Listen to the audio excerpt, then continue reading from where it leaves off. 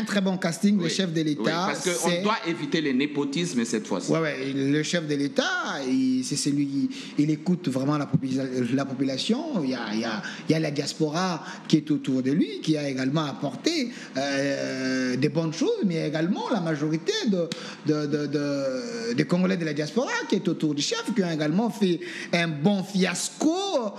Ces gens-là, il ne faut pas qu'ils sillonnent encore autour du chef, parce que nous voulons la méritocratie, mais parce que vous avez dit, il faut choisir les meilleurs d'entre nous. Parmi les meilleurs d'entre nous, on peut aimer ou ne pas, nous avons des gens capables qui peuvent réfléchir autour de cette problématique de la Constitution.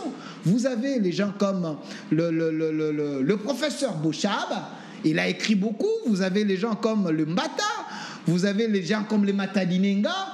Il y a des professeurs, hein, les Kabis et les autres, ils peuvent se mettre ensemble, les anciens et les nouveaux, réfléchir pour donner à la nation ce qu'il faut. Mais il faut aller à la base aussi. Il faudra que les chefs coutumiers, le vrai chef coutumier, participe à l'élaboration de cette constitution. Oui, parce que c'est eux qui sont les détenteurs quand même des notaires. Il faut associer tout le monde, les sociologues, les gens, tout le monde autour de cette constitution, la Bible et de la nation. Si j'avais vraiment un mot à placer, je crois que c'est le premier travail qu'on devrait normalement mettre sur la table du chef. Voilà, vraiment, je pense que les services sont en train de nous suivre. Cette émission s'appelle La Pause Spirituelle. On réfléchit pour les pays. Monsieur Ebeli Popo, comme banquier, économiste, c'est aussi important que dans le deuxième mandat du chef, parce que c'est les meilleurs parmi les 26 qui ont participé à la compétition.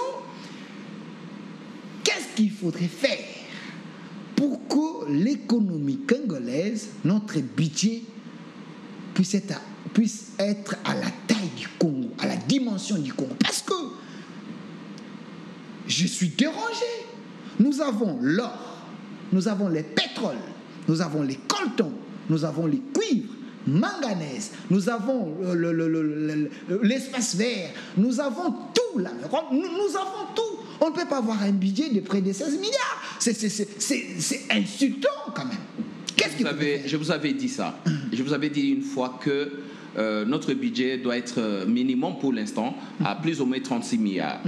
Et je vais m'expliquer. On ne peut pas concevoir qu'un pays a son imprimerie, l'hôtel des monnaies, qu'un pays puisse détenir sa monnaie, sa propre monnaie dans sa souveraineté et être pauvre. C'est inconcevable. C'est tout simplement un problème d'homme. J'insiste là-dessus. Parce que le capital humain. Le capital humain, comme vous l'avez dit. C'est-à-dire que j'ai appris en économie qu'on peut financer le développement d'un pays à partir des planches à billets. Tout simplement. Planche à billets. C'est pas une mauvaise pratique. Hein? Non, je vous donne un exemple. C'est l'Allemagne. Et quand les chefs parlaient de l'Allemagne, beaucoup de gens ne l'ont pas compris. L'Allemagne, c'est tout un modèle économique. L'Italie, c'est tout un modèle économique. Le lire italien, on a mené ça avec des brouettes pour acheter un pain. De la même chose, le Deutschmark.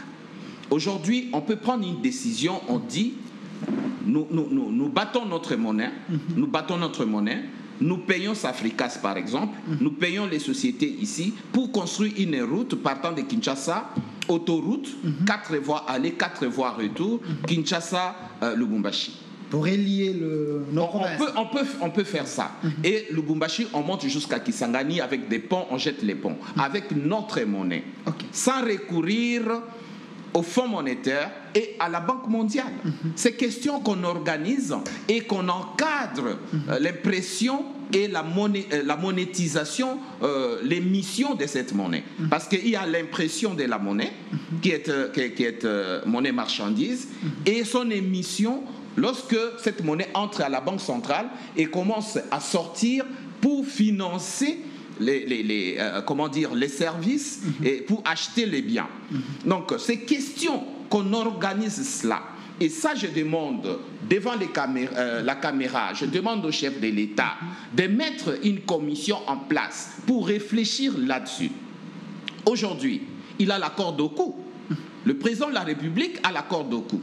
Parce qu'il vient de lancer l'ouverture de notre centre financier de Kinshasa. Donc on ne peut les plus, beaux centres, on ne peut plus, oui, les construits. C'est juste aujourd'hui, c'est juste un bâtiment. Oui. Juste un bâtiment. Il ne faudra pas que ça soit un bâtiment mis au bénéfice des locataires. Il faudra que ces bâtiments jouent son rôle de centre financier de Kinshasa. Faut éviter la beauté cosmétique. Je vous dis ceci.